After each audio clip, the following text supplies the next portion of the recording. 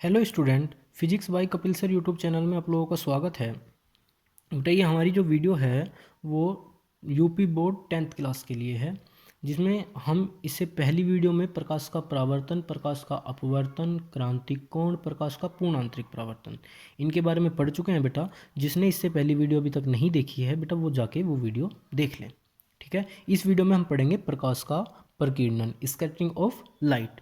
बेटा प्रकाश का प्रकीर्णन होता कैसे है?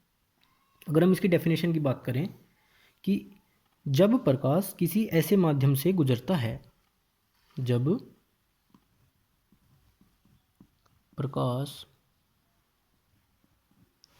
किसी ऐसे माध्यम से गुजरता है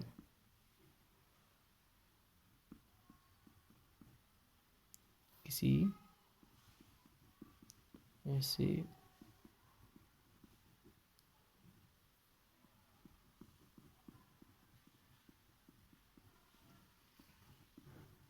जब प्रकाश किसी ऐसे माध्यम से गुजरता है जिसमें धूल तथा अन्य पदार्थों के कण उपस्थित हों, है ना बेटा, जिसमें धूल तथा अन्य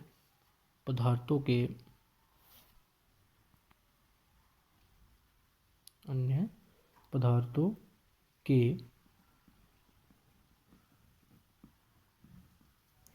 सूक्ष्म कण मौजूद हों।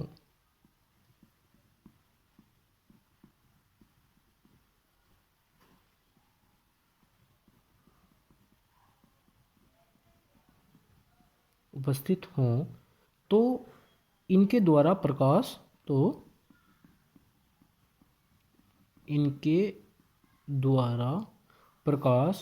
सभी दिशाओं में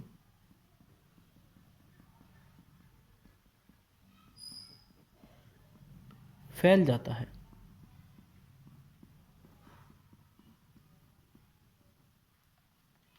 एक बात सुनो बेटा, जो प्रकाश का प्रकीर्णन होता है बेटा, वो प्रकाश का प्रकीर्णन माध्यम में उपस्थित धूल के कणों के कारण होता है।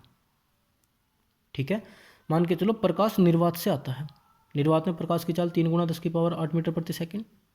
ठीक है बेटा, अब अगर प्रकाश निर्वात से आया और वायुमंडल में धूल के कण उपस्थित ना हो, जैसे ये हमारा वायुमंडल है, ठीक है, वायुमंडल, इसमें ये क्या उपस्थित है बेटा? धूल के कण।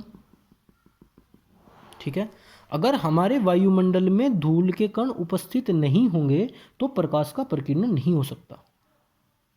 ठीक है, तो अब हमारा जो प्रकाश है वो प्रकीर्णित होता है, वो किस कारण प्रकीर्णित होता है बेटा? वायुमंडल में उपस्थित धूल के कणों के कारण। ठीक है, तो प्रकाश सभी दिशाओं में फैल जाता है। प्रकाश इस घटना को प्रकाश का प्रकीर्णन कहते हैं।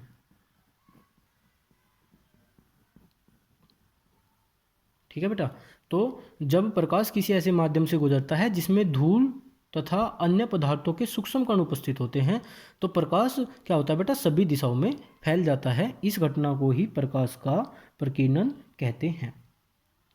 ठीक है, अब बेटा प्रकीर्णन जो हमारे पास मतलब जो इस आगे आने वाली वीडियो होंगी उसमें बेटा हम पढ़ेंगे वर्ण विक्षेपण की घटना, जिसे वर्ण विक्षेपण की घटना डिस्पर्शन ऑफ लाइट जिसे हम बोलते हैं, वो पढ़ेंगे। उसमें बताऊंगा बेटा मैं आपको कि प्रकाश कैसे किसी प्रिज्म से गुजरता है, उसके आधार की ओर झुककर 7 अलग अलग रंगों में विभाजित हो जाता है, उन रंगों के बारे में पढ़ेंगे। लेकिन बेटा उससे पहले जब हमारा प्रकाश फैलता है तो जो बैंगनी रंग होता है, ठीक है बेटा, बैंगनी रंग का प्रकीर्णन सबसे ज़्यादा, और बेटा जो हमारे पास होता है ना लाल रंग का प्रकीर्णन सबसे कम होता है। ठीक है, तो बैंगनी रंग का प्रकीर्णन बेटा सबसे ज़्यादा और लाल रंग का प्रकीर्णन सबसे कम होता है। ठीक है, जब सूर्य उदय और सूर्य अस्त के समय सूर्य हमें लाल दिखाई देता है बेटा, वो किस कारण दिखाई देता है? वो घटना कहलाती है प्रकीर्णन। ठीक है, वो घटना प्रकीर्णन की होती है जो हमें सूर्य उदय सूर्य अस्त के समय सूर्य लाल दिखाई देता है। बेटा अब बैंगनी रंग का प्रकीर्णन सबसे ज़्यादा और लाल रंग का प्रकीर्णन सबसे कम, इन दोनों बातों का पता किसने लगाया? इन दोनों बातों का पता लगाया बेटा एक हमारे वैज्ञानिक हुए हैं सर सीवी रमन। हम बोलते हैं उनको सर सीवी रमन। बुक में भी आपको बेटा ऐसे ही नाम मतलब लिखे मिलते हैं। इन्होंने इस परिघटना का पता जो लगाया, उन्होंने लगाया बेटा सन कितने में? 1930 में, 1930 में। बेटा इस परिघटना के कारण सन 1930 में बेटा उन्हें नोबेल पुरस्कार दिया गया। ठीक है बेटा। अब अगर पृथ्वी पर वायुमंडल ना हो, जैसे बेटा पृथ्वी है, पृथ्वी पर वायुमंडल है, वायुमंडल में कौन उपस्थित है? धूल के कण उपस्थित है। धूल के कणों के साथ साथ अन्य सूक्ष्म कण भी हैं जिससे प्रकाश की किरण टकराती है और प्रकीर्णित होती है। उसी प्रकीर्णन के कारण हमें वस्तुएं दिखाई देती हैं बेटा। ठीक है, तो अगर पृथ्वी पर वायुमंडल न हो तो हमें क्या होगा बेटा? प्रकाश, जैसे ये पृथ्वी है, अगर पृथ्वी पर वायुमंडल नहीं हो तो क्या होगा बेटा? जो निर्वात से प्रकाश की किरण आ रही हैं, जो निर्वात से प्रकाश की किरण आ रही हैं, उनका प्रकीर्णन नहीं होगा। प्रकीर्णन नहीं होगा। क्यों? क्योंकि प्रकीर्णन होता किस कारण है बेटा? वायुमंडल में उपस्थित धूल के कण के कारण। धूल के कण के कारण। तो बेटा जब वायुमंडल नहीं होगा तो वायुमंडल में धूल के कण नहीं होंगे बेटा, और धूल के कण नहीं होंगे तो प्रकाश का प्रकीर्णन नहीं होगा। ठीक है, तो जब वायुमंडल नहीं होगा, पृथ्वी पर वायुमंडल नहीं होगा, तो प्रकाश मतलब जो हमें रंग है वो कैसा दिखाई देगा बेटा? काला। ठीक है, तो अब आपके पेपर में ये क्वेश्चन पूछ लिया जाता है, यदि पृथ्वी पर वायुमंडल नहीं हो तो सूर्य के प्रकाश के मार्ग में क्या प्रकीर्णन नहीं होगा, तो आकाश का रंग कैसा दिखाई देता है बेटा? काला। अभी देखो एक बात है, आकाश है, आकाश का रंग हमें दिखाई कैसे देता है बेटा? नीला। इसका कारण क्या है? प्रकीर्णन, प्रकाश का प्रकीर्णन। और प्रकीर्णन बेटा होता किस कारण है? वायुमंडल के कारण। और वायुमंडल में भी किस कारण? धूल के कणों के कारण।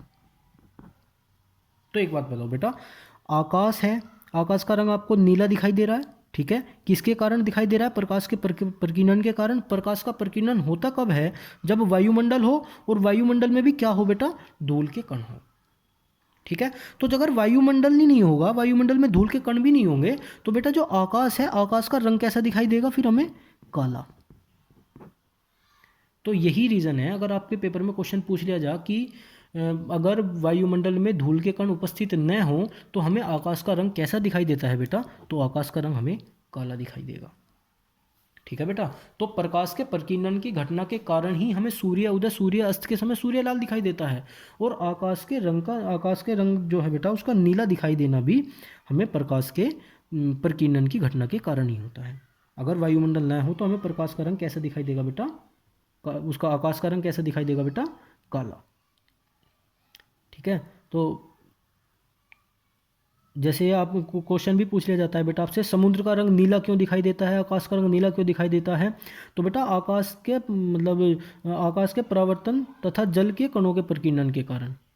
ठीक है, तो जैसे समुद्र है, समुद्र का रंग आपको पूछ लीजिएगा आकाश का रंग नीला क्यों दिखाई देता है, तो उसमें बेटा जो घटना होती है वो घटना आपको किस चीज़ की घटना मिलेगी? परावर्तन की भी घटना मिलेगी और प्रकाश के प्रकीर्णन की भी घटना मिलेगी। ठीक है, कैसे? जैसे वायुमंडल है, ये पृथ्वी है, पृथ्वी पर क्या होता है? वायुमंडल। वायुमंडल में उपस्थित क्या होते हैं? धूल के कण। ठीक है, तो ये सूर्य है, सूर्य से प्रकाश की किरण आई तो बेटा टकराएंगी कहाँ? वायुमंडल में उपस्थित धूल के कणों पर। ठीक है, जब वो धूल के कणों पर टकराएंगी तो बेटा टकराने के बाद उनका क्या होगा? परावर्तन भी होगा। उनका क्या होगा? परावर्तन भी होगा, और क्या होगा? प्रकीर्णन भी होगा। ठीक है बेटा। तो जो हमें समुद्र का रंग नीला दिखाई देता है ना बेटा, समुद्र का जो पानी है जिसे बोल देते हैं हम नीला, नीला दिखाई देता है पानी, तो उसमें बेटा प्रकाश का परावर्तन भी है और जल के कणों का प्रकीर्णन भी है, मतलब प्रकाश का परावर्तन तथा जल के कणों द्वारा प्रकाश का प्रकीर्णन। ठीक है बेटा। तो आज की वीडियो में बेटा इतना ही। हमने पढ़ा है प्रकाश का प्रकीर्णन। जब प्रकाश किसी ऐसे माध्यम से गुजरता है जिसमें उपस्थित धूल के कण हो बेटा और अन्य सूक्ष्म कण हो, तो यह घटना प्रकाश का प्रकीर्णन कहलाती है। बैंगनी रंग का प्रकीर्णन सबसे ज़्यादा होता है, लाल रंग का प्रकीर्णन सबसे कम होता है। और इन दोनों की खोज के लिए 1930 में सर सीवी रमन को नोबेल पुरस्कार दिया गया। अगर बेटा पृथ्वी पर वायुमंडल नहीं हो तो प्रकाश का प्रकीर्णन नहीं होगा, जिसके कारण हमें आकाश का कैसा रंग दिखाई देगा बेटा? काला। ठीक है। आज की वीडियो में इतना ही बेटा। आगे की वीडियो में हम आपके साथ मिलेंगे। टॉपिक होगा हमारा कि सूर्य उदय सूर्य अस्त के समय सूर्य का लाल क्यों दिखाई देता है और तारों का टिमटिमाना। ठीक है। थैंक यू बेटा।